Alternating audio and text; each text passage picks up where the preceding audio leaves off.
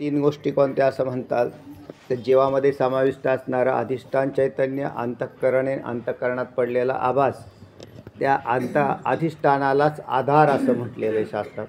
काही फरक नाही ना करता अधिष्ठान आणि आधार, म्हणजे आपण विशेष चैतन्य आणि सामान्य चैतन्याचं धरतो तर त्या दोन्हीमध्ये काही फरक आहे का? म्हणजे आधार अधिष्ठानमध्ये आधार आणि अधिष्ठान एकच झालं. अधिष्ठान या पदाचाच अर्थ आधार झाला. दुसरं काय म्हणायचं तुम्हाला? नाही, आपण म्हणजे सामान्य चैतन्य आता अंतःकरणात आता चैतन्यात सामान्य विशेष चैतन्य अंतःकरणामध्ये प्रतिबिंबित ते विशेष चैतन्य आणि सामान्यपणे जे व्याप्ते ते सामान्य चैतन्य. त्या दोन्ही चैतन्याला बऱ्याच वेळेला आधार म्हटलं जातं. जसं आता जीवाचा मुख्य आधार कोण झाला? अधिष्ठान चैतन्यापासून सुरू झाला आधार आणि तोच आभास रूपामध्ये आला, पण अधिष्ठान काही करत नाही म्हणून जीवपणाचा आधार कोण झाला? आभास झाला. असा म्हणून असं म्हटलं या जगाला तुझा आत्माच हा आधार आणि अधिष्ठान आहे असं विचारसागरामध्ये म्हटलेलं आहे ना. तुझा आत्मा हाच आधार आहे. मग आता त्याच्यात सामान्य आणि विशेष असे दोन भाव आहे.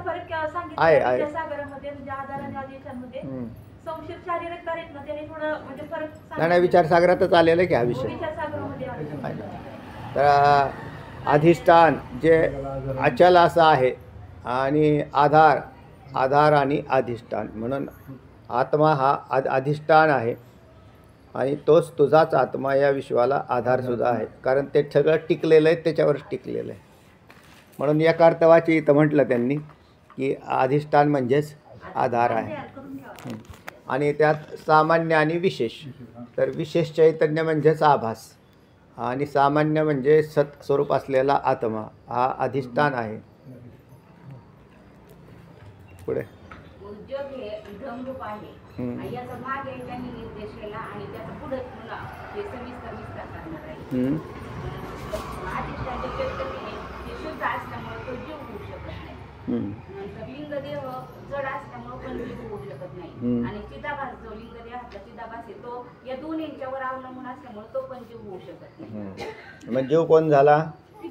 तिघांचा मिळून समूह जो आहे, संघ आहे, तो जीव झालेला आहे. मग त्यांनी इथे तीन जोड्या निर्माण केल्या, लिंगदेह चैतन्य चिदाभास आणि लिंगदेह चिदाभास अशा तीन जोड्या निर्माण केल्यात. आणि त्याचं त्यांनी पुढे विश्लेषण सांगितलं की लिंगदेह आणि जे चैतन्य आहे ते म्हणजे कारणाशिवाय कार्य होऊ शकत नाही. लिंग काय काय काय काय म्हटले तुम्ही? लिंग शरीर आणि चिदाभास ही एक जोडी सांगितलेली आहे. कुठे? त्याच्यातच लिंग शरीर चिदाभास याला जीव म्हणावं, म्हणजे ती एक जोडी झाली. नंतर त्याच्या खाली चैतन्य चिदाभासाची एक झाली आणि लिंगदेह चिदाभास अशा तीन म्हणजे त्याच्यामध्ये विश्लेषण दिलंय, पण मी ते एका खाली एक लगेच सांगितलं. बरं ठीक आहे.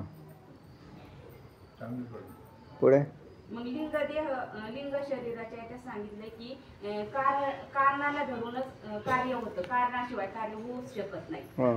आणि पुढे सांगितलंय की कारण अधिष्ठान चैतन्य धरायचं ना. अधिष्ठान चैतन्य आहे, कारणाशिवाय कार्य होत नाही. कार्य सतत कारणालाच धरून असतं. पुढे सांगितलंय की त्यांनी उपाधीशिवाय पण म्हणजे पुढच्या सांगितलं चैतन्य आणि चिदाभासामध्ये जीव सांगताना सांगितलं की उपाधीला टाकल्यावर चैतन्य भासाची सिद्धी होत नाही. चैतन्य आभासाची सिद्धी होत नाही. आभासाची सिद्धी होत नाही. आणि लिंग शरीर भोक्याचं भान राखलं असल्यामुळे तिथे अधिष्ठान आणि उपाधी यांचा निर्देश होतो. केवळ चैतन्य व लिंग शरीर यांना जीव म्हणावं तर तिथं भोक्त्याचा भान होत नाही, तर उपाधी आणि अधिष्ठानाचा निर्देश होतो. म्हणजे भोक्ता पाहिजे आम्हाला. जीव हा काय आहे? भोक्ता आहे आणि तो भोक्ता सिद्ध होण्यासाठी या तिन्ही गोष्टी गरजेच्या आहेत. आणि या सर्वांना श्रुती, न्याय आणि स्मृती यांनी मान्यता दिलेली किंवा त्यांचा आधार असल्यामुळे हे आधी बोलतो असं म्हणून. म्हणजे मनाने सांगितलेलं आहे असं नाही, तर याच्यात श्रुतीमध्ये हा विषय आलेला आहे. वेगवेगळ्या श्रुत्यांच्यामध्ये हा विषय येतो. चला, तेव्हा बिंब, उपाधी आणि प्रतिबिंब यांच्या समुदायाला जीव म्हणावा असं स्वामींनी सांगितलेलं आहे. बिंब म्हणजेच अधिष्ठान चैतन्य, उपाधी म्हणजे लिंग शरीर आणि प्रतिबिंब आभास, आणि तीन एकत्र आले की जीव, किंवा त्याला जीवात्मा असाही शब्दप्रयोग होतो. जीव किंवा जीवात्मा असा शब्दप्रयोग झाला. म्हणून जन्माच्या वेळेला हा जीवात्मा त्या पदार्थात ज्याचा जन्म असेल तसा जारज उद्भिद स्वेदज अंडज याच्यामध्ये याच्या प्रवेश करतो त्या पदार्थात, आणि तिथं जन्माला कारणीभूत. मग तिथं तो पिंड तयार झाला की त्याच्यामध्ये तो प्रविष्ट झालेला असतो, पिंडात प्रविष्ट होतो. आणि ज्या वेळेला तो पिंड नाश पावतो त्यावेळेला त्याच्यातला हा जीवात्मा बाहेर पडतो, पिंड जाग्यावरच राहतो. स्थूल शरीर ज्याला आपण म्हणतो त्याला मृत्यू असं म्हणतात. जीव म्हणजे तिन्हीचं हे झालं की हां, कुठलं हां. झालं, एक आतलं ब्रह्म, अंतःकरण आणि त्यात पडलेली छाया म्हणजे आभास, हे तिन्ही झालं. आपण असं म्हणतो, आपण आपल्या व्यवहारात किंवा सगळीकडे शास्त्रामध्ये पण असं म्हटलं की जीवाकडून हे होतं, जीवाकडून हे कार्य घडलं, जीव असं समजतो, जीव स्वतःला असं समजतो. ओके, असं म्हटलं जातं. आणि हा आहे, जर त्यातून आपण ब्रह्म बाजूला काढलं तर जीव उरत नाही. बरोबर आहे. आणि ब्रह्माकडून तर काय कार्य होत नाहीये. आणि हे जीव म्हणजे तर तिघांचा मिळून आहे. म्हणजे या ठिकाणी आपण जर परत विचार केला तर असं लक्षात येतं की ब्रह्मा असल्याशिवाय तर कार्य घडतच नाही, आणि ब्रह्म काहीच कार्य करत नाही. बरोबर. मग ह्याचं कसं? तर याचं असं आहे की जसं सूर्याशिवाय काहीच दिसत नाही, पण सूर्य काही काम करत नाही. सूर्याशिवाय कुठलेच व्यवहार होत नाहीत जगाचे, कारण सगळे पदार्थ अंधारात आवृत्त आहेत. सूर्याला काढून टाकलं म्हणजे अग्नितत्वच काढून टाकलं तुम्ही, तर जगात व्यवहार दिसेल का? नाही दिसेल. मग सूर्याने व्यवहार केले असं म्हणा ना, तर सूर्याने व्यवहार केले नाही, पण सूर्याच्या प्रकाशाशिवाय होत नाही. तसं चैतन्याशिवाय व्यवहार होत नाही, पण चैतन्य व्यवहार करत नाही. कळाल? म्हणजे चैतन्य काही चैतन्याशिवाय काही होत नाही, पण चैतन्य काही करत नाही. जसं म्हणून वेदामध्ये याचं उदाहरण आलेलं आहे सूर्याचं, की सूर्य काही करत नाही, कारण सूर्याच्या प्रकाशाशिवाय व्यवहारच घडत नाही. म्हणून जसा सूर्याचा प्रकाश हा व्यवहाराला कारणीभूत आहे, पण त्याला विचारायला गेलो की तुझ्यामुळं झाला, तर ते म्हटले मला तर माहीतसुद्धा नाही, तुमचं काय चाललं आहे याच्याशी माझा काही संबंध नाही, पण त्याच्याशिवाय नाही. तसा अधिष्ठान स्वरूप असलेला हा आत्मा, तर त्याच्या प्रकाशाशिवाय हे अन्य संभवनीय नाही. जगतही संभवनीय नाही, ईश्वरही नाही, आणि जीवही संभवनीय नाही. मग त्याला विचारलं की तुमच्यामुळे ईश्वर आला, तर म्हटलं कोण ईश्वर? म्हणून ब्राह्मस्वरूपाकडून पाहिलं तर ईश्वराचाही अत्यंत अभाव आहे, जगाचाही अभाव आहे, आणि जीवाचाही अभाव आहे. पण आता त्याला तुमच्या या व्यवहाराची सिद्धी करायची, जीवभावाची सिद्धी करायची म्हटलं तर जीवभावाची सिद्धी हा त्याच्या प्रकाशाशिवाय होतच नाही. म्हणून ज्याला चित असं म्हटलं, हा चित जो पदार्थ आहे तो व्यवहार त्याच्याशिवाय व्यवहार संभवनीय नाही. म्हणून अंतःकरण तर जड आहे, चिताच्या विरोधी जड आलं. अचेतन, जे स्वतःलाही जाणत नाही आणि दुसऱ्यालाही जाणत नाही असा पदार्थ. आता हे फूल पडलेलं आहे, अचेतन आहे, हे स्वतःलाही जाणत नाही आणि दुसऱ्यालाही जाणत नाही, पण याचा व्यवहार चेतन करत असतो नेहमी. आणि ज्याच्या चेतनत्व आलं तर व्यवहार सिद्धी होते. म्हणून आता ब्रह्म तर चेतन आहे हे ब्रह्माकडून ठीक झालं, पण ते अक्रिय, निर्विकार, निर्गुण असं आहे. मग त्याचा प्रकाश घेतला, मग त्याचा प्रकाश कोणत्या जडात टाकला तर लिंगदेहरूपी जडात टाकला. नुसता जडात टाकला असा नाही. मग लिंगदेह काय आहे तर तो शुद्ध सत्वांश आहे, आणि त्या सत्वांशात तो चैतन्याचा प्रकाश हा प्रकाशित झाला. जसा दिवा लावला तुम्ही असा, तर त्याचा जो प्रकाश आहे तो तितका द्विगुणित होत नाही जितका त्याला काच टाकल्यावर होतो. त्याच्यावरती कंदिलाची काच टाकली तर म्हटली आता काय प्रकाश पडला, हो फुल प्रकाश झाला, आणि तो काच काढल्याबरोवरती लगेच मंद. तसा अंतःकरण रूपी काच ज्या अधिष्ठान चैतन्यावर पडली म्हणजे लिंगदेहरूपी, अंतःकरण म्हणजे लिंगदेह, तर त्याच्यातून जो प्रकाश फैलावला त्यामुळे तो जीवपणाला प्राप्त झालेला आहे. नाहीतर एरवी त्याला जीवपणा, नाहीतर नुसता, नाहीतर चैतन्यही काय करत नाही. चैतन्य कुठं काय करतं आणि काय करत नाही. म्हणून चैतन्याचाच प्रकाश पण अंतःकरण रूपी काचेमध्ये आला आणि त्याच्यात जीवभावाची उत्पत्ती होते. म्हणून आता आपल्यामध्ये असलेला जो जीवभाव म्हणजे तो म्हणतो ना, अहम, मी असं म्हणतो. मी आलो, मी गेलो, मी आहे, मी झोपलो, मी खाल्लं पिल्लं, असं झालं मी. तो हा मी जो आहे तो कल्पित आहे. ज्याला तुम्ही स्वतःला मी म्हणताना मी तर बा माझा जीव घाबरला, मरतो का काय असं झालं, असं तो म्हणतो. मरतो का काय असं झालं ना, लय घाबरलो होतो मी, असं झालं. कोण घाबरला तर कल्पित जीव घाबरला. ब्रह्म घाबरत नाही. अंतःकरण जड असल्याने अचेतन आहे. म्हणून तो कल्पित तयार झालेला जो जीव आहे तोच त्या ठिकाणी म्हणजे जीवत्वाचे या बुद्धीच्या द्वारे मग त्याच्यातच मग त्या जीवाचे परत भाग केला, मीचा भाग केला. संकल्प विकल्पात्मक जो मी त्याचं नाव मन, निश्चयात्मक मी बुद्धी, चिंतनात्मक मी आणि अहंकारात्मक मी अहंकार, असे भाग तयार होऊन याचं प्रस्थ मांडलेलं आहे. याचं प्रस्थ तयार झालं. चला झालं. त्या या तिन्ही बिंब, उपाधी आणि प्रतिबिंब यांच्या समुदायाला जीव म्हणावे. आणि चांगला प्रश्न होता की चैतन्य काही करत नाही तर मग जीवपणा कसा येईल, तर त्याच्याशिवाय येत नाही. कारण त्याच्या ठिकाणी काय आहेत, चित नावाचे धर्म आहेत. असं थोडा वेळ आपण म्हणू. त्या ठिकाणी काय दिसतं, चितत्व दिसतं. आणि हे चित हे याला कारण ठरलेलं आहे. जर ब्रह्मचित नसतं, ब्रह्मचितच नाही तर अचेतन असा पण म्हणजे सृष्टीत तुमचा शून्यवाद सिद्ध झाला असता सरळ. मग तुम्हाला शून्य आहे, सृष्टी ही शून्य आहे असं म्हणता आलं असतं. पण चितत्व दिसतं ना आणि त्याचा प्रत्यक्ष अनुभव आपल्याला आहे असं स्वामी विद्यारण्य स्वामींनी सांगितलं. तेच अगदी योग्य आहे असा निश्चय होतो. ईश्वरच या जीवरूपाने, ईश्वरच जर जीवरूपाने शरीरात प्रविष्ट झाला आहे तर त्याच्या ठिकाणी अज्ञात्व, दुःखित्व इत्यादी धर्म का दिसतात, ही शंका छान आहे. कारण ईश्वरच आहे ना. तुम्ही आधी काय म्हटले, ईश्वर म्हणजे त्याचं कारण शरीर, हिरण्यगर्भ म्हणजे सूक्ष्म शरीर, विराट म्हणजे स्थूल शरीर. आणि म्हणून विराटाच्या अंतर्गत विश्व येतं. जे जीवाचं स्थूल शरीर आहे त्याला काय म्हणतात, विश्व. जीवाचं स्थूल शरीर त्याला विश्व म्हणतात. जीवाचं सूक्ष्म शरीर त्याला तैजस आणि जीवाचं कारण शरीर त्याला प्राज्ञ.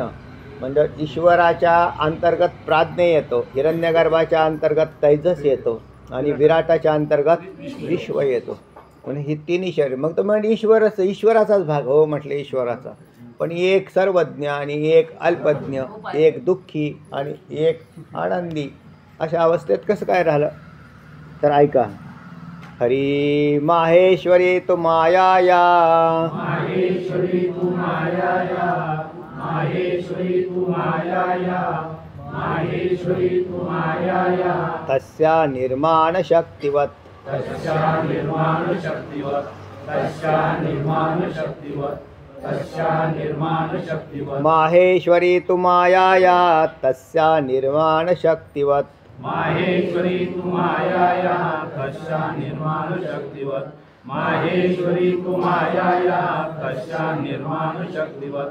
माहेश्वरी तू मायाया, तस्या निर्माण शक्तिवत. विद्यते मोहशक्तिश्च, विद्यते मोहशक्तिश्च, विद्यते मोहशक्तिश्च, विद्यते मोहशक्तिश्च. तं जीवं मोहयत्यसौ, तं जीवं मोहयत्यसौ, तं जीवं मोहयत्यसौ, तं जीवं मोहयत्यसौ. विद्यते मोहशक्तिश्च तं जीवं मोहयत्यसौ. विद्यते मोहशक्तिश्च, तं जीवं मोहयत्यसौ. विद्यते मोहशक्तिश्च तं जीवं मोहयत्यसौ विद्यते मोहशक्तिश्च तं जीवं मोहयत्यसौ हरी माहेश्वरी तु मायाया तस्यां निर्माणशक्तिवत् विद्यते मोहशक्तिश्च तं जीवं मोहयत्यसौ माहेश्वरी मायाया तस्यां निर्माणशक्तिवत् विद्यते मोहशक्तिश्च तं जीवं मोहयत्यसौ माहेश्वरी मायाया तस्यां निर्माणशक्तिवत् विद्यते मोहशक्तिश्च तं जीवं मोहयत्यसौ माहेश्वरी मायाया तस्यां निर्माणशक्तिवत् विद्यते मोहशक्तिश्च तं जीवं मोहयत्यसौ माहेश्वरी तू माया या तस्या निर्माणशक्तिवत आहे. तसेच कुठे पदच्छेद नाही दिसत.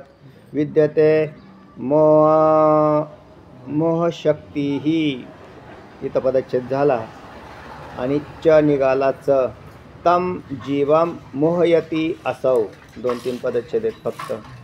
मोहशक्ती ही च तम जीव हा जीवम जीवमच आहे. मोहयती असौ सांगा अशोक महाराज. खाली 2-3 पदच्छेद आहेत फक्त.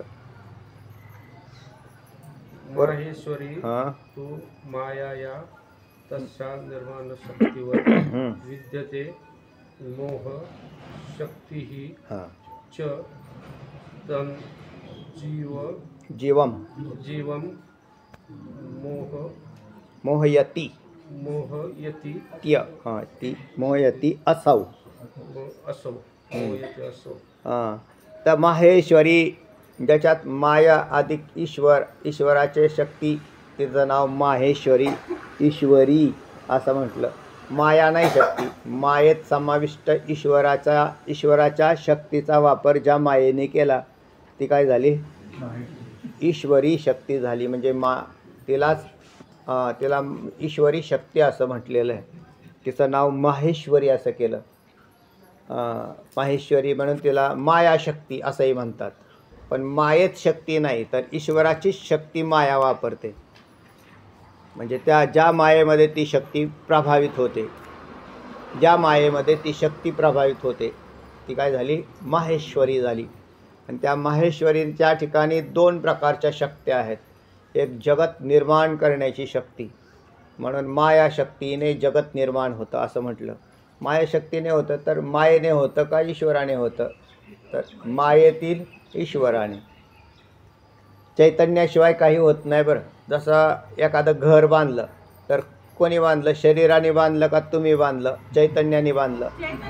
तर ज्या शरीरात चैतन्य निवास करतं त्या चैतन्याने घराची निर्मिती केलेली असते. ते म्हणजे आम्ही केली मग त्या चैतन्याने केली असं म्हटलं तर नाही जमत. कारण चैतन्य काही करत नाही. शरीराने केली म्हटलं तर ते जड आहे. पण शरीरात प्रविष्ट असलेल्या चैतन्याने कार्य म्हणजे त्याच्यात कार्य करण्याची क्षमता प्राणधारणात काल म्हटलं. मग त्याने ते प्राण धारण करून काय केलं क्रिया उत्पन्न केली. तसा मायेमध्ये जी शक्ती प्रविष्ट झालेली त्या माहेश्वरीने काय केलेलं आहे म्हणून तिला माहेश्वरी असं म्हणतात. तिलाच मायाशक्ती म्हणतात. तिला आदिशक्ती म्हणतात. मग तिला आदिशक्ती. पण ती ईश्वरावरून भिन्न नाही हे लक्षात ठेवा. नाहीतर माया नावाची एखादी स्वतंत्र शक्ती म्हणून ती जगाचं कारण आहे असं सांख्यांकडे जाऊ नका. तर त्या ही माहेश्वरी तर ती काय करते या म्हणजे जी तू म्हणजे परंतु ही जी मायाशक्ती आहे माहेश्वरी माया हे महाईश्वराची माया आहे. कोणत्या ईश्वराची मायेमध्ये असणाऱ्या ईश्वराची माया आहे म्हणून तिला माहेश्वरी असं म्हटलं. कोणती शक्ती तिच्याकडे जगत निर्माण करायची आणि दुसरी शक्ती मोह निर्माण करण्याची. मोहात घालते. तिने मोह निर्माण केला. पहिल्यांदा जगत निर्माण केलं आणि नंतर मोहही निर्माण केला. या दोन्ही शक्ती मायेच्या ठिकाणी प्रविष्ट आहेत. म्हणून जीव मोहात आले ईश्वर मोहात आला नाही. तो त्याच्यामध्येच राहतो. ती माया त्याच्या ताब्यात राहते. ती ईश्वराला मोह नाही निर्माण करून देत. नाहीतर ईश्वर बी रडत बसला असता. आणि ईश्वराच्या ठिकाणी मोह नाही, पण त्याच जडाच्या ठिकाणी आपली इतकी प्रीती तयार होते. माझं घर, त्या घराला असं पाहत बसतो ना. तत्वानुसंधानमध्ये म्हटलं आहे, ज्याचं घर अति सुंदर असेल त्या माणसाचं मरण अवघड आहे असं आहे बरं का. कारण त्याने महाल बांधला आणि त्या महालामध्ये जर तो राहत असेल तर त्याचा जीव कुठं प्रविष्ट झाला? त्या महालामध्ये प्रविष्ट झाला. आणि आता एवढं सगळं सोडून जाऊ का मी? काय केलं नाही याच्यासाठी, असं त्याच्या डोक्यामध्ये सारखं फिरत राहतं ते. आणि मग तो त्या महालामध्ये असा, म्हणून त्याच्यामध्ये त्याचा जीव गुंतून राहिला. कारण तो ही मोहशक्ती येते मायेची. किंवा ज्याच्याकडे, मी तुम्हाला नेहमी सांगत असतो, ज्याच्याजवळ काहीच नाही त्याचं मरण किती सोपं. त्याला मरायला सोपं होतं, कारण त्याच्यात मोहाची उत्पत्ती होत नाही. म्हणजे तितका साधारण घर पडलेलं आहे, पडकं घर आहे, त्याला रंग नाही, काहीच नाही, आणि अशा ठिकाणी झोपडीत राहतो. पैसा नाही, कपडे नाही, कोणी काय गेलं तर जाय द्या. पण ती मोहग्रस्त जी माणसं आहेत ती प्रत्येक याला धरून राहतात, म्हणून त्यांचं मरण अवघड आहे. काही नाही त्याला मरण सोपं आहे त्या वास्तविक. पण आता ते त्याच्या विषयावरती आहे. एकतर प्रारब्ध आणि त्याची बुद्धी हे दोन्ही तिथं काम करतात कसे ते पहा. पण ते काही मग त्याच्यात मोह निर्माण झाला. जीवाच्या ठिकाणी हा मोहच तयार केला. माझी इतकी पोरं येतं, माझी एवढी मुलं येतं, माझी नातवंड येतं, माझं एवढा प्रपंच आहे, हा मोहग्रस्त. म्हणून त्या मायेने टाकलेलं हे जाळं आहे. म्हणजे मायेची ही शक्ती काम करते आपल्यामध्ये आणि मोहग्रस्त होऊन जीव राहिला. आणि दुसरी शक्ती निर्माण करणं. हे निर्माण होतं आहे ना कार्य, हे सगळं मायेकडूनच होतं. तर तेव्हा या दोन कार्यांचा विचार आला आहे. कशासाठी सांगतायत हे? तर का होतो ईश्वर तो कसा आहे? तर तो सुखी आहे. ईश्वराला काही अडचण नाही, तो सर्वज्ञ आहे. आम्ही अल्पज्ञ आहोत, तो सुखी आहे, आम्ही दुःखी आहोत. असे विरोधी धर्म का? जर ईश्वरच आमच्यामध्ये प्रविष्ट आहे तर हा ईश्वर का दुःखी? म्हणजे जीव का दुःखी? आणि तो तर सुखी आणि सर्वज्ञ का? तर त्याचं उत्तर सांगतायत. तस्या निर्माण शक्तीवत मोहशक्तीच विद्यते. तिच्यामध्ये काय आहे? निर्माण शक्तीप्रमाणेच मोहशक्ती ही आहे. आणि असं म्हणजे ती तम म्हणजे त्या जीवम मोहयती, जीवाला काय करते? मोह निर्माण करते. म्हणून आम्हाला मोह आहे आणि ईश्वराला मोह नाही. मोह म्हणजेच अविवेक आहे. पुढे सांगतील, चला वाचा. ईश्वर जर जीवरूपाने शरीरात प्रविष्ट झाला आहे तर त्याच्या ठिकाणी अज्ञत्व, दुःखित्व इत्यादी विरुद्ध धर्म का दिसतात? तर याचं उत्तर पुढील श्लोकातून दिलेलं आहे. श्लोक सांगितलाय, माहेश्वरी तू माया तस्या निर्माण शक्तीवत विद्यते मोह शक्तीश्च तम जीवं मोहयत्यसो. अन्वयार्थ सांगितलाय, या तू माहेश्वरी माया, जी महेश्वराची माया आहे. महेश्वराची माया आहे. माया कोणाची आहे? काय म्हटलं? दैवी हेशाम गुणमयी मम माया दुरत्यया मामेवये प्रपद्यन्ते माया मेतांतरंती ते. ती माया माझी माया आहे, दैवी आहे, गुणमयी आहे. दैवी हेशाम गुणमयी मम माया, ती त्याची माया आहे. मग ती माया त्याच्यावर नाही पराक्रम गाजवला, पण ती तरुण जायला दुस्तर आहे असं भगवंत म्हटले. हां, ती तरुण जायला दुस्तर आहे. पण जे कोणी माझ्याकडे येतात ते त्यांना मायेने प्रतिबंध करू नये अशी भगवंताची आज्ञा आहे. कोणाला? मायेला. की जे कोणी माझ्याकडे निघालेले आहेत ना त्यांना सरळ रस्ता द्यायचा, त्यांच्या रस्त्यात आडवेपणा करायचा नाही, कारण ते माझ्याकडे निघालेले आहेत नाही. बघा ते तेषामहं समुद्धर्ता मृत्यू संसार सागरात भवामी नचिरात पार्थ मय्यावेशित चेतसा. जे माझ्याकडे निघालेले आहेत त्यांना सोडून द्यायचं, मायाजाळ, हां, आईलीच तडी उडले. तशी वास्तविक माया ही दुस्तर आहे. मग जे स्वभावच्या वरती तरण्याचा प्रयत्न करतात त्यांना अवघड आहे, पण जे भगवंताचे भक्त होऊन गेलेले आहेत त्यांना तर शुद्धीची नाही. हां, ते तर एकच लीला तरले जे सर्व भावे मज भजले ते ऐलीच थडी चरले मायाजाळ. आता बरोबर. तर तेव्हा अशा प्रकाराने ही माया जीवावरती अधिराज्य गाजवत असते. चला, तशा हा निर्माण शक्तीवर तिची एक निर्माण शक्ती. जगत निर्माण कोणी केलंय? मायेने केलेलं आहे. तिची ती शक्ती सर्वत्रच काम करते, ती तुमच्यात सुद्धा काम करते. माझ्यामध्ये माया शक्ती कशी काम करते? तुम्ही स्वप्न पाहता का नाही? स्वप्न पाहता, स्वप्न कोणी निर्माण केलं?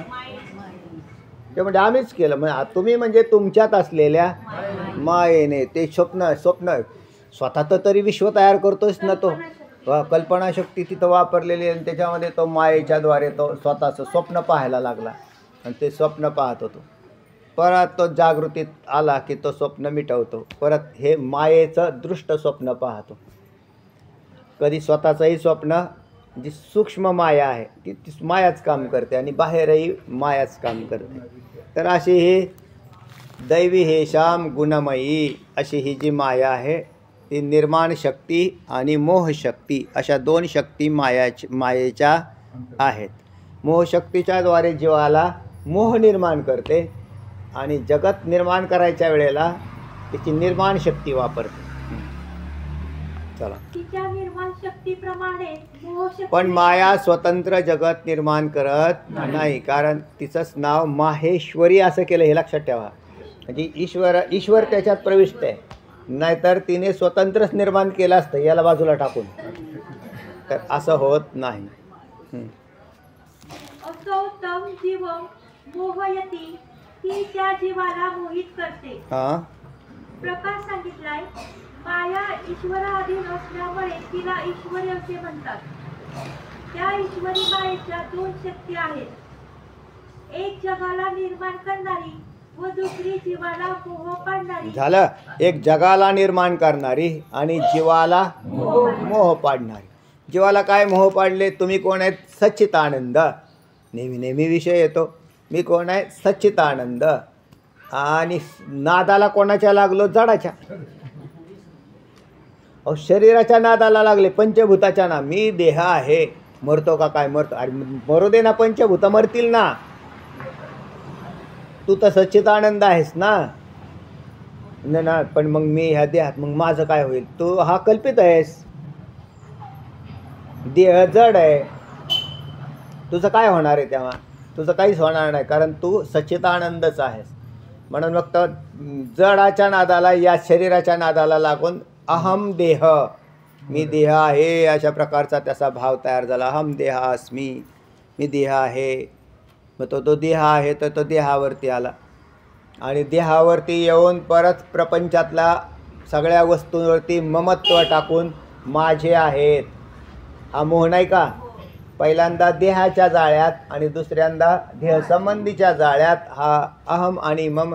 तैसे अहन ममतेचे लवड सवडी, माते न पवतीची बापुडी, म्हणून जन्म मरणाची दुथुडी, ढहुळते ठेली. असं म्हटलं.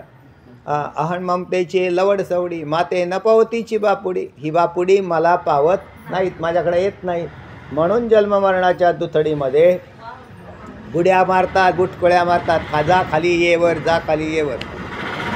चला, तर तेव्हा अशा या मायेच्या दोन शक्ती प्रतिपादन केलेल्या आहेत. हां हां,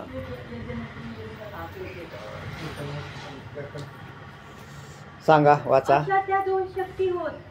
पहिली शक्ती हे जग निर्माण करते व दुसरी जीवाला मोह पाडते.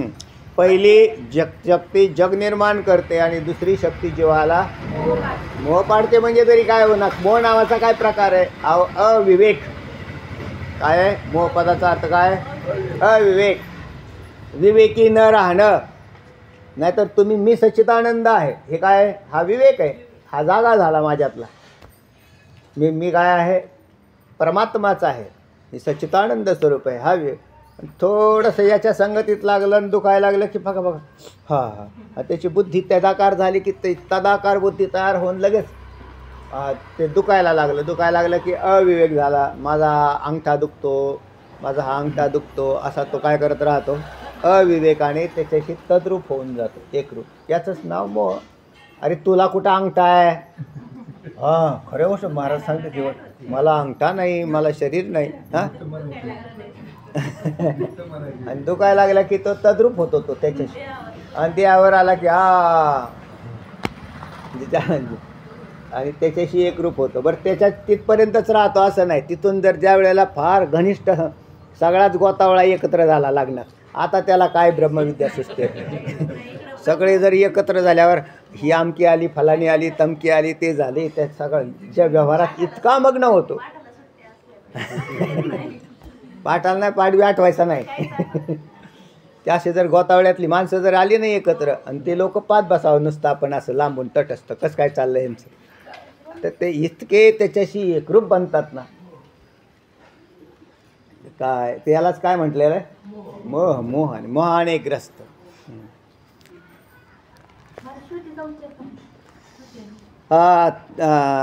तदेतज्जडं मोहात्मकम असं नृसिंह उत्तरीय तापनीय उपनिषदामधला श्रुती आहे. पण असे तत् एतत् जडम मोहात्मकम अशी 4 पद आहेत त्याच्यात. तत् एतत्, तत् म्हणजे ते, एतत् म्हणजे हे, जडम म्हणजे अचेतन, आणि मोहात्मक म्हणजे मोहस्वरूप आहे.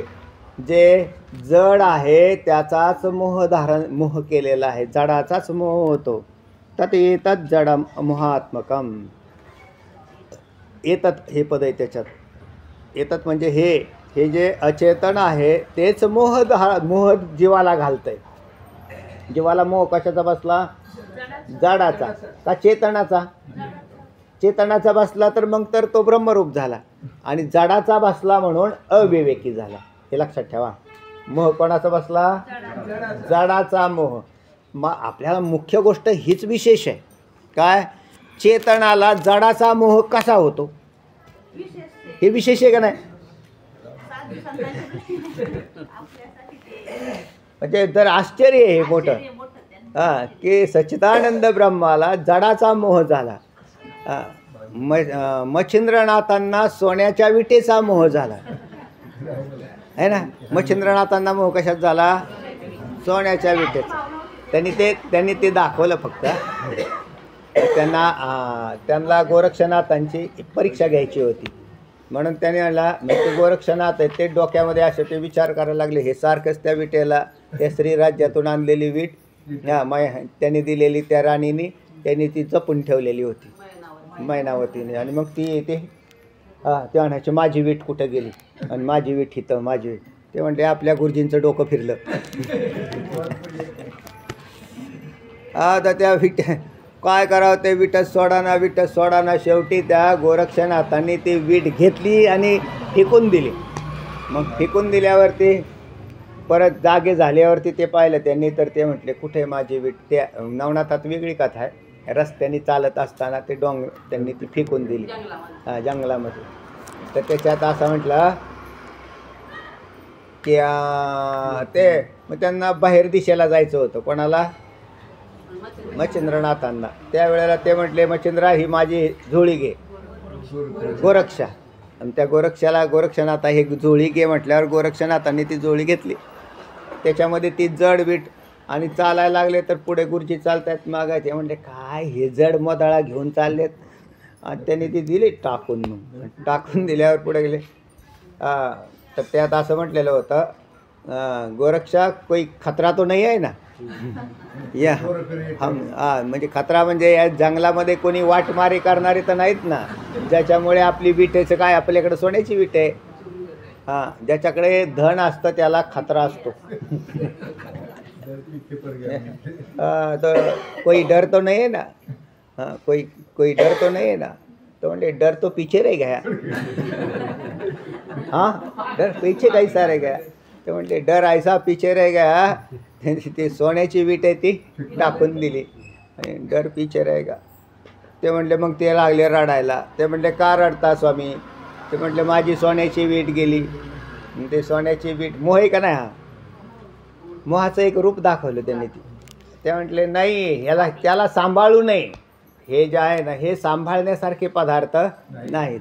हे ज्यांना माहिती आहे तर त्यांना मोह नाही. आणि मग ते म्हटले मग आता कसं काय करायचं? मग ते गोरक्षनाथांनी भस्म काढला ना असा टाकल्याबरोबर पर्वत सोन्याचा करून टाकला. ते म्हटले घ्या स्वामीजी, हा पर्वत सोन्याचा आहे. तर शिष्य कसे आहेत? ते म्हटले हा. म्हटलं मी त्याच्यासाठीच पाहत होतो. म्हटलं तुझी परीक्षा पाहायची होती मला. तेव्हा चला म्हणून एक मुक्त आणि दुसरा बद्ध असे दोन जीव आहेत. हां, आता हे सगळेच सगळे मुक्तच आहेत, त्याच्यात काय प्रश्नच नाही. सांगा तेव्हा झालं का? तत् एतत् जडाम मोहात्मकम. जड हे जीवाला मोह घालतं. हे विशेष वाक्य आहे बरं का. कारण चेतनाला जड कसं काय मोहात आणेल? मी तर सच्चिदानंद आहे आणि मला जडाने काय आहे माझ्यावर विजय मिळवावा? अचेतन पदार्थ माझ्यावर विजय मिळवतं, हे मोठं विशेष आहे. अचेतन पदार्थ आपल्यावर विजय मिळवतात. माझी संपत्ती, हां संपत्ती, अशा पद्धतीत नाथ महाराज सांगतात. हां, तर त्यांच्यामध्ये त्या जीवाचा तो मोहग्रस्त होऊन तो त्याच्यामध्येच राहतो, दगडमातीमध्ये. शेतीवाडी, दगडमाती, गुरंढोरं, तर ही जी सगळे आहेत याच्यामध्ये वास्तविक यांचा काय संबंध आहे हो? आणि मला यांचा उपयोग तरी काय आहे? खरी गोष्ट अशी आहे ना, आपल्याला खाण्यापिण्या इथपर्यंतच उपयोग आहे याचा. म्हणजे समजा गाई आहे तर दुधासाठी ठीक आहे, पण ममत्व हा नवीन घटक तयार केला, त्याच्याशी ममत्व जोडलं गेलं. घर आहे तर राहण्यासाठी ठीक आहे, पण त्याच्याशी ममत्व जोडलं गेलं. शरीर आहे तर आता नाईलाजाने आलेलं आहे, आता त्याला काही पर्याय नाही. काही जोपर्यंत अविद्या काम करते तोवर शरीरात तर राहावंच लागेल कोणालाही. पण तिथंही कारण नसताना त्याच्याशी त्याजो मानसी तरी शरीरा एवढे जाड. मा बहीण बंधू त्याची म्हणसी तरी ते माया अविद्येचे कोडरया. हां, असं माऊली म्हणतात. तर कोणाला म्हणून टाकू? तर टाकायची गरज नाही, पण चित्तातली आसक्ती गेलीच पाहिजे. त्याला म्हणायचं सुटला, नाहीतर पुन्हा बद्ध झाला. वाचा. असे तदेतज्जडं मोहात्मकं श्रुतीत सांगितले आहे. सत्सद विवेक शून्य होणे हाच मोह होय. बरोबर. या मोहा सत असत विवेक शून्य होणे. सतसत विवेक शून्य म्हणजे सत आणि असत याचं पृथक्करण ज्याच्या बुद्धीत होत नाही त्याला अविवेक असं म्हणतात. आणि असा होऊन राहणं वैराग्य झालं. तर त्याच्यात काय म्हटलं आहे? सत असत विवेक शून्य.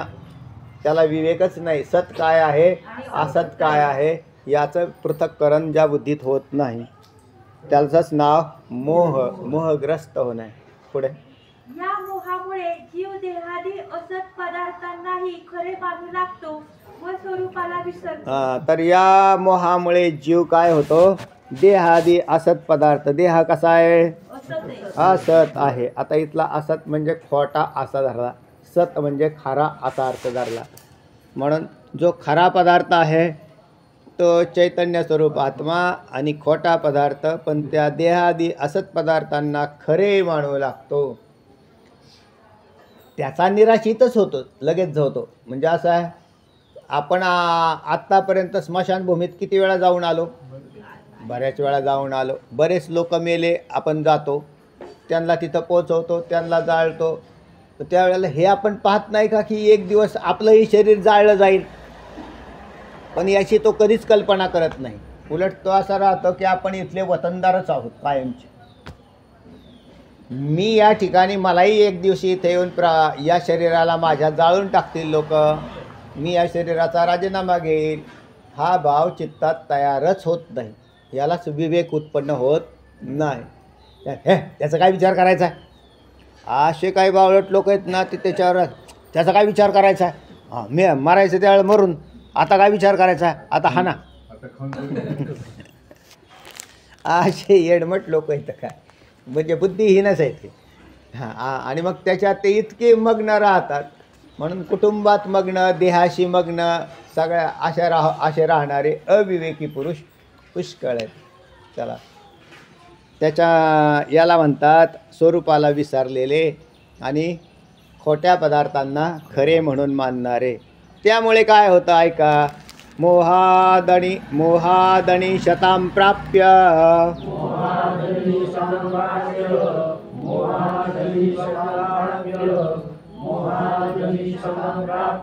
मग्नो वपुषि शोचति. मोहादणी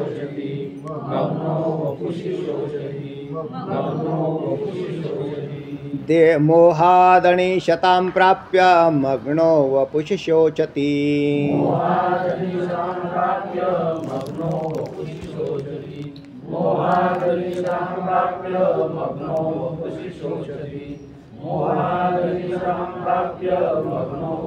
शोचति. ईशसृष्टमिदं द्वैतं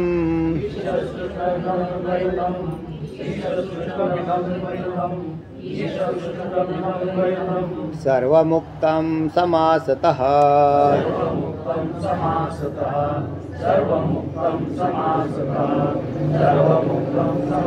ईशसृष्टमिदं द्वैतं सर्वमुक्तं समासतः.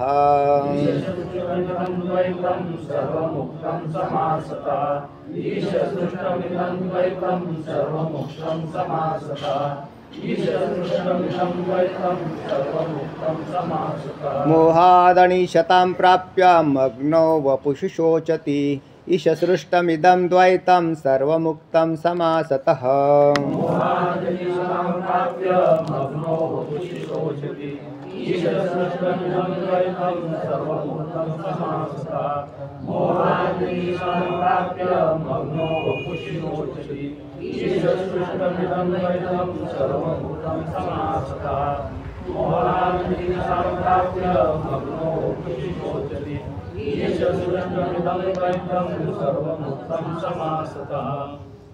हरी.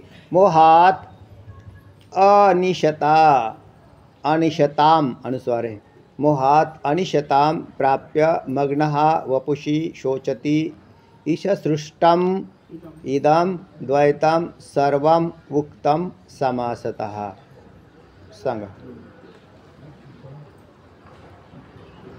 जोग साहेब, सांगा.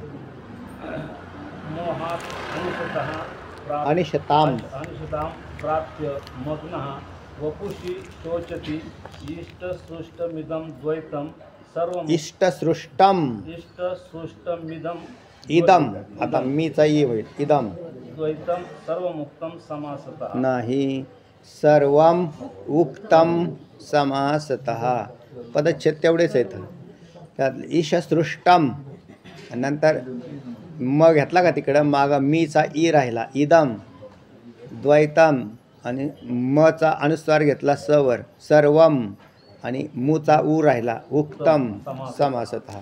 ऐका, मोहात म्हणजे मोहामुळे काय झालं, अनिशतां प्राप्य, जीवाच्या ठिकाणी अनिशता प्राप्त झालेली आहे. म्हणजे काय झालं तर त्याच्यात पारतंत्र्य झालं, ईशतेला हरपला म्हणजेच पारतंत्र्यात गेला असं झालं. तो ईशतेपासून दूर जाणं म्हणजेच काय होणं, पारतंत्र्य, त्याला अनिश्वर असं म्हणतात. म्हणजे अनिशता हे कसं आलं, ईश्वरापासून दूर गेलेला. मूळ आपला प्रश्न काय आला होता, ईश्वर हा सर्वज्ञ आहे आणि जीव हा अल्पज्ञ आहे. मग जीव अल्पज्ञ का झाला तर ईश्वरापासून दूर झाला, वेगळा गेला.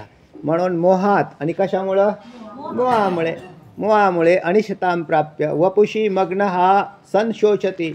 वपुषी म्हणजे शरीरात, मग्न हा म्हणजे अगदी मग्न होऊन. काय शरीरात मग्न झाले, आताच तुम्हाला मगाशी सांगितलं की त्या शरीराचा फार देहभाव इतका असतो, त्या शरीरालाच खायचं प्यायचं चोंबाळायचं, त्याला इतकं त्याच्यावर प्रेम करायचं, आणि त्या शरीराचा देहभाव असा तयार झाल्यावर देहसंबंधीचा सृष्टीमध्ये त्याला त्या जणू काही त्याला असं वाटतं या सृष्टीत मी आनंद भोगण्यासाठी जन्माला आलेलो आहे, अशा प्रकारचा त्याचा भाव तयार झालेला आहे. मी या सृष्टीत हा आनंद भोगण्यासाठी आलेलो आहे. आणि मग आनंद तर राहिला बाजूला, पण दुःखाची मालिका जर चालू झाली तर त्याला कोणीच पाहायला राहत नाही. काही काहींना असं काही एखादा आजार जडलेला असतो, 10-10 वर्ष 15-15 वर्ष खितपत पडलेले असतात आजारात. ते म्हणले या ना, आनंद भोगण्यासाठी आलेले दिसताय तुम्ही. आणि काय सांगावं महाराज, लगेच रडायला सुरुवात करतात की मेलेलं बरं, मेलेलं बरं, पण यायना, कुठं चिठ्ठ्या हरवल्या कोणास ठाऊक. असं काय होतं त्याची ती अवस्था. त्याला कारण काय, शरीरात मग्न. हा, तो पूर्वी त्याला सांगितलं होतं मग्न राहू नको, जोपर्यंत शरीर चांगलं आहे, ठाकठीक आहे, तोपर्यंत तू चिंतन करून मुक्त हो. पण ते तसं नाही केलं त्यांनी. तोपर्यंत त्यावेळेला तो दुसऱ्याच धंद्यात पडला आणि असा काही मग्न होऊन गेला त्याच्यामध्ये की त्याला ते काहीच आणि मग त्याच्यामुळे ज्या वेळेला जीवावर बेतलं त्यावेळेला कोण सोडवणार आहे आणि त्यावेळेला लक्षात तरी काय राहणार आहे. म्हणजे कीर्तनाला येऊन बसलेले लोक गुडघ्यात डोकं घालून बसतात, त्यांचे समस्या वेगळ्या असतात आणि हे सांगतात वेदांत. याचा कुठं ताळमेळच लागत नाही. काय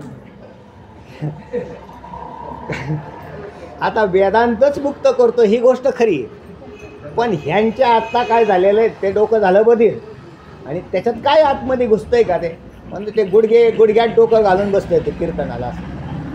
काय करावं. आणि मग ते या काय भारी सांगाव तर ह्याला समजाना आणि खालचं सांगाव तर ह्या बाहेर निघाना. तो बाहेर निघतं का त्याच्यातून, इतका मग्न झालेला. आणि मग त्याला नाईलाजाने सांगावं लागतं, बाबा नामस्मरण करा तुम्ही आता, आणि त्याच्याशिवाय दुसरा काय पर्याय राहिलेला नाही. चला, अशा प्रकारचे शरीरात वपुषी मग्न हा सन शोचती, दुःखाला काय होतात ते शोकाला प्राप्त होतात, ते शोक निर्माण होतं त्यांच्यात. इदम ईशसृष्टम सर्वम द्वैतम समासतः उक्तम. असो, याप्रमाणे हे ईश्वर निर्मित सर्व द्वैत संक्षिप्तः थोडक्यात आम्ही सांगतोय. चला वाचा. तर या मोहामुळे जीव देहादी औषध पदार्थांनाही खरे मानू लागतो व स्वरूपाला विसरतो. त्यामुळे काय होते तर ते पुढील श्लोकात सांगितले आहे. श्लोक सांगितलाय, मोहादनिशतां प्राप्य मग्नो वपुषि शोचति ईश सृष्टमिदं द्वैतं सर्वमुक्तं समासतः. अन्वयार्थ सांगितलाय, मोहात अनिशतां प्राप्य, मोहामुळे हा परतंत्र म्हणजे अनिश्वर होऊन वपुषी मग्न हा सत कसं नाही बरं सन सत शोचती, शरीरात निमग्न होत जाता शरीराशी तादात्म्य पाहून शोक करतो. इदम ईशदृष्टम सर्वम द्वैतम समासतः उक्तम. असो, याप्रमाणे हे ईश्वर निर्मित सर्व द्वैत संक्षिप्तः सांगितले. विस्ताराने नाही सांगितलं, थोडक्यात सांगितलंय. प्रकाश. शोचात मह्यमाना. शोचात म्हणजे शोक. शोचात पदाचा अर्थ आहे शोक अधिक तस बरोबर शोचात या पदाची उत्पत्ती होते आणि त्याचा अर्थ आहे शोकापासून. शोचात या पदाचा अर्थ आहे शोकापासून किंवा दुसरा अर्थ आहे दुःखामुळे. हां, आणि मुह्यमान हा या पदाचा अर्थ आहे भ्रमिष्ट होणे किंवा मोहग्रस्त होणे, याला मुह्यमान हा. त्या शोकामुळे तो काय झाला, मोहग्रस्त झाला. अशी उपनिषदामधली कोणत्या श्वेताशतर उपनिषदातली ही श्रुती आहे. चला. प्रकार सांगितलाय, शोचात मुह्यमान हा ही श्वेताश्वतर उपनिषदातली श्रुती सांगितलेली आहे. मायेच्या मोहशक्तीने मूढ झालेला जीव स्वतःच्या ऐश्वर्यापासून भ्रष्ट होतो. हां, स्वतःच्या ऐश्वर्यापासून. स्वतःचं ऐश्वर्य कोणतं? सच्चिदानंदत्व. हां, बरोबर आहे. अहमस्मी सदाभामी. हां, ब्रह्मैवाहमतसिद्धम. हां, तर त्या ऐश्वर्यापासून भ्रष्ट झाला. पुढे व्यवहारात एकदा व्यसनी गर्भ श्रीमंत पुरुष व्यसनादी. उदाहरण ऐका. व्यवहारात एखादा व्यसनी आणि गर्भश्रीमंत हे दोन एकत्र आहेत. व्यसनी म्हणजे पुष्कळ असे काय होऊन गेले ज्यांना सकाळ आणि दुपार आणि संध्याकाळ कळतच नाही, तर असे असणारे व्यसनी. हां, ऐका. व्यवहारात एकदा व्यसनी गर्भ श्रीमंत पुरुष व्यसनाधीन होऊन अविवेकी बनण्यामुळे स्वतःचे महत्त्व कसे कमी करून घेत असतो हे सर्वश्रुत आहे. स्वतःचं महत्त्व, अरे ते एकाला मनुष्य निघाला काय नाही, त्यांना जाऊन भेटून येतो. त्यांना आता ते असतील का आता जाग्यावर? तुम्ही कुठं चालले तुम्ही काय हा म्हटले जाऊ दे बरं आता नाहीच जात.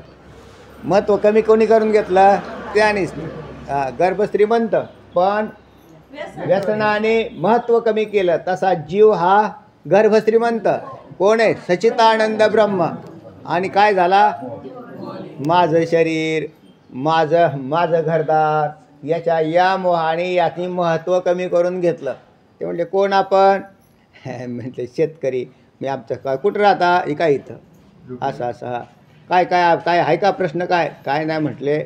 आता माझं सगळं अंग ठाणकतंय. मग असं हे महत्त्व सच्चिदानंद ब्रह्माने कमी करून घेतलेलं आहे का नाही? म्हणून तो आता तो एक झाला उदाहरण. असे किती बी उदाहरणं दिसतील की सगळे तुम्हाला म्हणजे दुःखी पीडित आणि आहेत ईश्वराचे आणि हे दुःखी बनलेले आहेत. चला, यावरून स्वतःचे ऐश्वर्य राखणे किंवा ते परत संपादन करणे ह्या गोष्टी विवेकावर व प्रयत्नावर अवलंबून आहेत असे सहज अनुमान होते. आता किती उदाहरणं येतील याच्यात सुद्धा. यावरून स्वतःचे ऐश्वर्य राखणे. तुमचं ऐश्वर्य तुम्ही राखा. कोण आहात? नित्य दिवा जसा तेवत राहतो देवासमोरची समयी, तसे हृदयातलं हे ज्ञान नित्य तेवत राहावं. ते काय नित्य बोलत नाही तर बोलतच चालताल रस्त्याने अहम ब्रह्मास्मी असं नाही. तर तुमचं हे ज्ञान तुमच्या हृदयात नित्य तेवत. तुम्ही ज्या वेळेला व्यवहार करता लौकिकामध्ये त्या काळातसुद्धा ह्या ज्ञानाला डंक लागत नाही. कारण ज्ञान ज्ञानाच्या ठिकाणी राहतं आणि व्यवहार व्यवहाराच्या ठिकाणी राहतं. आणि व्यवहार करत असतानासुद्धा सच्चिदानंद ब्रह्मत्वाची हानी होत नाही. किंवा जर हरवलेलाच असताल तुम्ही तर सापडवून घ्या आणि मग काय करा? प्रयत्नावर अवलंबून राहा. प्रयत्न करा तुम्ही त्याच्यासाठी. प्रयत्नावर अवलंबून आहेत असे सहज अनुमान होते. स्वतःच्या उच्च स्थितीपासून भ्रष्ट होऊन जसा एखादा प्राणी शूद्र पदार्थाच्या नादी लागला असता परिणामी अत्यंत दुःखात पडतो. अहो काय त्याचं ऐश्वर्य होतं एका माणसाचं आणि तो मनुष्य एका शूद्र वस्तूच्या नादाला लागला. ती वस्तूचं त्याच्या दृष्टीने शूद्रत्व. कोण आहे? रावण. एवढा मोठा ऐश्वर्यवान, काय कमीच नव्हतं त्याला, पण शूद्र वस्तू स्त्री. आता तिथं सीतेला आम्ही शूद्र म्हटलं असं नाही धरायचं काय? तर स्त्री या विषयाच्या नादाला लागला ना. रावणाच्या बाजूने आपण पाहतं तर तिथं त्या एका शूद्र विषयाच्या नादाला लागला आणि सारं ऐश्वर्य नष्ट करून टाकलं आणि सगळे मारले बी त्याच्यात, सगळे मेले. झालं का नाही? एका शूद्र विषयाच्या छंदात पडला तर इतक्या प्रकारची हानी होऊ शकते. चला, स्थितीपासून भ्रष्ट होऊन जसा एखादा प्राणी शूद्र पदार्थाच्या नादी लागला असता परिणामी अत्यंत दुःखात पडतो. तसाच हा जीव विवेकशून्य होऊन देहादी असत पदार्थांशी संबंध झाल्यामुळे जन्मभर रडत बसतो. का रडत बसले? तुम्ही बी एका शूद्र पदार्थाशी संबंध केलेला आहे. ज्या शूद्र पदार्थाशी जीवाने संबंध केलेला आहे तो शूद्र पदार्थ जर कोणता असेल तर शरीर. हे शरीर शूद्र आहे म्हणजे शुल्लक आहे हो, अत्यंत शुल्लक आहे. शूद्र आपण त्याला सामान्य असं म्हटलं. तुम्ही तर अतिसामान्य आहात. तुम्ही छंदात कोणाच्या पडले? शरीराच्या. आणि शरीराच्या छंदात पडल्यामुळं आपापच तो इतका त्या तळाशी गेला कारण त्याच्याशी तादात्म्य करून राहतो. तो जीव काय करतो? त्याच्याशी तादात्म्य करून राहिला. म्हणून शरीराशी तादात्म्य करून राहिलेला हा खाली गेलेला आहे. चला पुढे.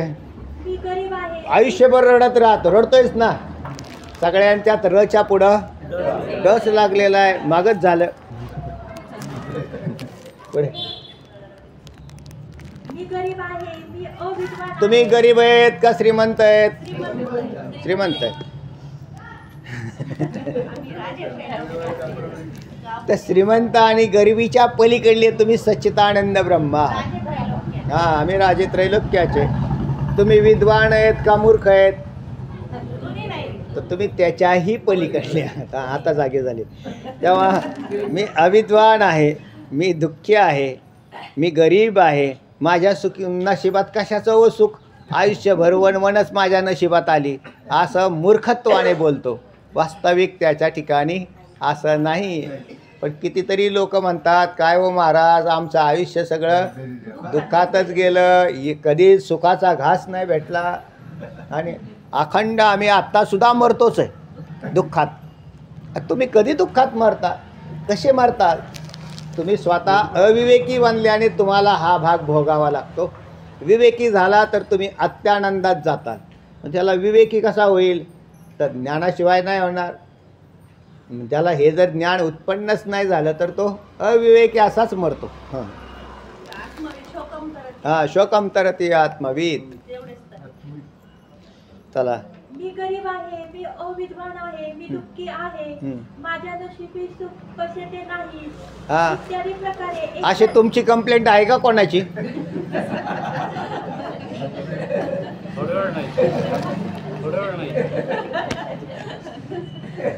का हो अशोक महाराज, आहे काय काय कंप्लेंट आहे का अशी? नाही. चला, हे शास्त्र काय म्हणतं आणि आपलं काय चाललंय, आपलं कोण धोरणातच नाही कुठं. पण आपण ज्या वेळेला इकडे येईल त्यावेळेलाच तुम्हाला हे कळेल, नाही तर नाही कळणार. तो तसाच राहतो. किती श्रीमंत बी दुःखातच आहेत की, गरीब दुःखात याच्यात काय विशेष नाही, पण श्रीमंतसुद्धा असेच आहेत. याच्यामुळे काही फरक नाही पडला. जेवढे जे जो देखे सो दुखिया बाबा, सुखिया कोई नाही. कबीर महाराज म्हणतात तसं, ज्याच्याकडे जो जे पाहाल तसं दुःखीच दिसतो. हां, उगाच बळच हसतो. नाही तर त्याला हसूसुद्धा येत नाही, कारण त्याच्या पाठीमागं ते हेच चाललेलं आहे, ते दुःखाची परंपरा चाललेली आहे. याचं कारण पहिलं शूद्र पदार्थाच्या छंदात पडला. शूद्र पदार्थ कोणता? शरीर. शरीराला शूद्र म्हटलं आहे. हे शरीराच्या छंदात पडला जीव आणि अजून त्याच्या अविवेकी बनून आंधळा होऊन बसलेला. चला, इत्यादी प्रकारे एकसारखी चिंता करीत राहणे हे दुःख होय. एकसारखी चिंता करत, त्याच्यातही चिंतेचे घटक बदलतात. एक सुटली की दुसरी, दुसरी सुटली की तिसरी. इथेच अशांतस्य कुतः सुखम. काय श्लोक आहे? नास्ती, दुसरा अध्याय. हां, दुसरा अध्याय नास्तीपासून सुरुवात आहे श्लोकाची. त्या काय आत्ता आठवला होता गेला. हां, नास्ते.